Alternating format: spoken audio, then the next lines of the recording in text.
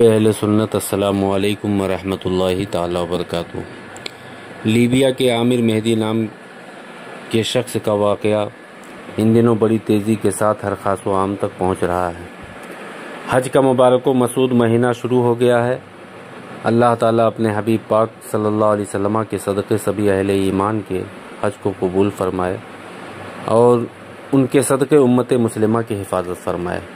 حاجیو آؤ شہنشاہ کا روضہ دیکھو، کعبہ تو دیکھ چکے کعبے کا بھی کعبہ دیکھو۔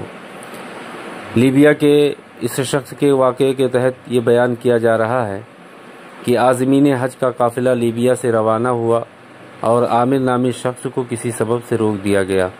2 سے 3 بار جہاز نے پرواز بھری لیکن تکنیکی خرابی کے سبب جہاز لینڈ کرنا پڑا۔ ادھر عامر کہتا رہا کہ میرے بغیر جہاز نہیں جائے گا۔ اب اس کی کیا حقیقت ہے، کیوں ایسا ہوا، کس سبب سے ہوا، مجھے نہیں معلوم، اللہ اور اس کا پیارا حبیب جانے، لیکن اس بات پر یقین کامل ہے کہ اللہ جل شانہ کی رحمت بندوں پر رحمت و بخشش کے بہانے تلاشتی ہے، اس لیے لا تقنطوا من رحمت اللہ کی رحمت سے کبھی نا امید نہ ہو۔ اور جن کے صدقے حج کی سعادت مل رہی ہے، جس بارگاہ کی حاضری کی شان خود رسول پاک کی زبانی منظارہ قبری وجبت لہو شفاعتی، کہ جس نے میری قبر انور کی زیارت کی اس پر میری شفاعت واجب ہو گئی، ان کے طفیل حج بھی خدا نے کرا دیے، اصل مراد حاضری اس پاک در کی ہے۔ اس لیے جب بھی حج و عمرہ کی سعادت ملے، اس یقین کے ساتھ جائیں کہ جو مانگنے کا سلیقہ ہے اس طرح مانگو، در کریم سے بندے کو کیا نہیں ملتا۔ اللہ کے رسول صلی اللہ علیہ وسلم فرماتے ہیں کہ بروز قیامت اللہ عز و جل مومنین سے فرمائے گا کہ کیا تم نے مجھ سے ملنے کو پسند کیا؟ بندے عرض کریں گے کہ ہاں اے میرے پروردگار۔ تو رب ارشاد فرمائے گا کہ کیوں؟ تو بندے عرض کریں گے کہ مولا ہمیں تیرے عفو و بخشش کی امید تھی۔ رب فرمائے گا تمہاری بخشش ہمارے ذمہ کرم پر واجب ہو گئی۔ سبحان اللہ۔ لیبیا کا جو واقعہ ہوا اس تناظر میں بہت سے تبصرے اور مضامین دیکھنے اور سننے کو ملے۔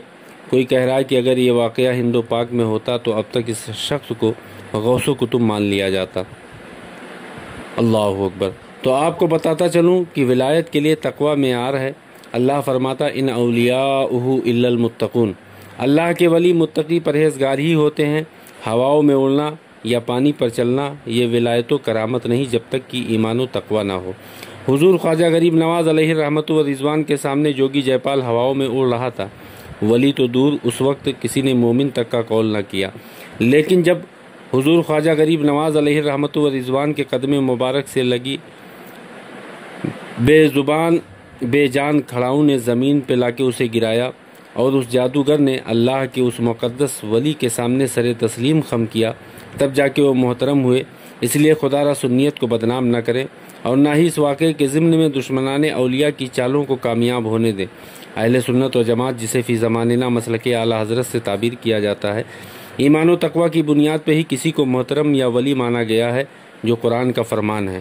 اور جب ایک بندہ مرتبہ ولایت پہ فائز ہو گیا تو اللہ جل شانہ اپنے اس بندے کو عالم میں تصرف و اختیار عطا فرما دیتا ہے، جس سے انکار جہالت و بے دینی کے سوا کچھ نہیں۔ باقی رہے جہلا کے اقوال و معمولات، ان کے فرضی ولی اور ان کی جھوٹی کرامتیں، تو اس بنا پہ سنیت کو بدنام نہ کرے۔ نگاہ ولی میں وہ تاثیر دیکھی، بدلتی ہزاروں کی تقدیر دیکھی۔ نگاہ فقر میں شان سکندری کیا ہے، خراج کی جو گدا ہو وہ قیصری کیا ہے۔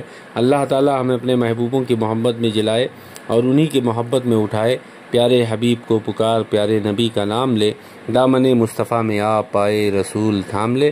میں محمد عمار رضا صدیقی حشمتی مصباحی، دارالعلوم مخدومیہ رودولی شریف۔